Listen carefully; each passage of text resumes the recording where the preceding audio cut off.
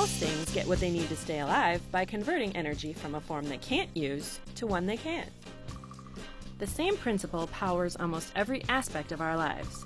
We convert the energy stored in coal and natural gas by burning it to make heat and electricity, and use oil to make things and get them where they need to go. These fossil fuels are really just concentrated forms of energy that started with the sun.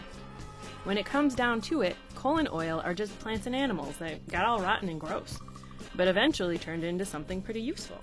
As it turns out, the very same decay process that made fossil fuels is at work in landfills across the country. When trash decomposes in the landfill, it gives off methane, the same stuff that makes up natural gas. We can catch that methane and burn it to create heat and electricity.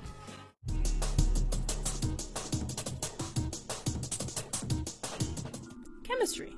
So imagine taking stored energy from all kinds of biomass like sawdust, coffee grounds, grass, wood scraps, food scraps, trees, and changing it into fuels, just like the ones we already use. At Arizona State University, researchers want to farm algae for fuel. So, Emil, what are you working on here? What is this big tub for? Now, this is a pond reactor. Algae is being grown in order to produce oil. As you can see, there are several different sizes of ponds here where different kinds of algae are being put in experiment. This works because algae contains oil we can convert to fuel, the same way we convert the oil we get from the ground. You can do something similar with restaurant grease too. Delivery vehicles powered with waste oil? Smells like French fries.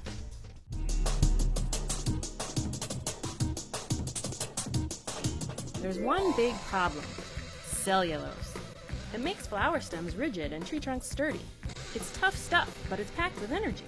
To create biofuel from plants, you first have to convert the cellulose to sugar.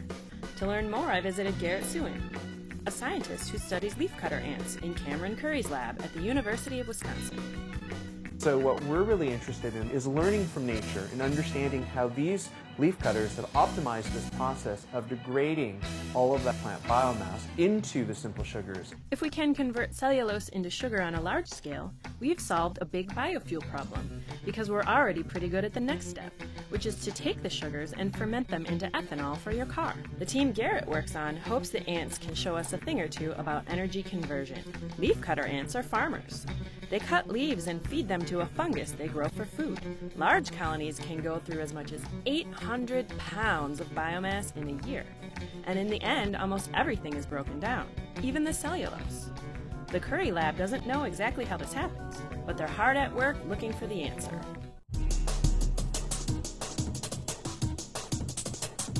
We took material from the top of the gardens, and then we took material from the bottom of the gardens, and we just measured the amount of cellulose that was present inside of that plant biomass. And so part of what we're doing now is we're going through and trying to find the microbes that are responsible for this degradation, be it the fungus that the ants grow for food themselves or bacteria that also live inside of this microbial community. So we got the bacteria out of the dirt. Exactly. Now what happens? So now what we want to do is we want to test to see whether or not they can eat cellulose. So here is our cellulose testing station, and I'm going to introduce you to Miss Laura, who is a student in our lab. So Laura, why don't you explain a little bit about what you're doing? Well, once we get the bacteria in isolation from the fungus gardens, we plate them on cellulose media called CMC to see if they can grow. So if they're able to grow on this media, we know that they probably can degrade cellulose. Once the Curry lab figures out what's breaking down the cellulose, industrial researchers can begin to produce giant vats of biofuel. But this process takes time, and there's a huge demand for fuel.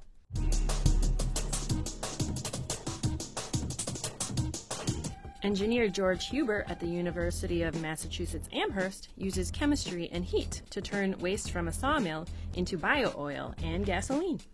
Okay, so right here we have some sawdust that we got from Coles Lumber. This is our feed to make green gasoline. Our first step is to put this in the hopper in here.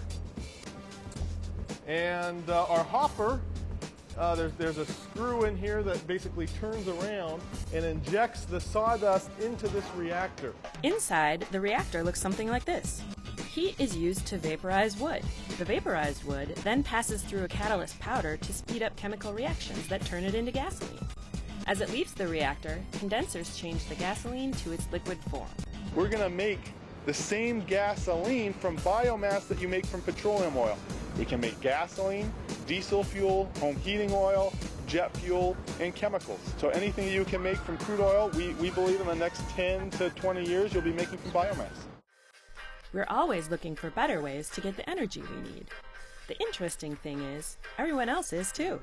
Fuels made from biomass we were just going to throw away, like grease, garbage, and sawdust, are a great way to recycle our waste. And using things like switchgrass and algae means that at least some of the carbon emitted by burning fuel will be removed from the atmosphere as these things regrow. We still have a lot of work to do, but because of biomass, our future looks a little greener.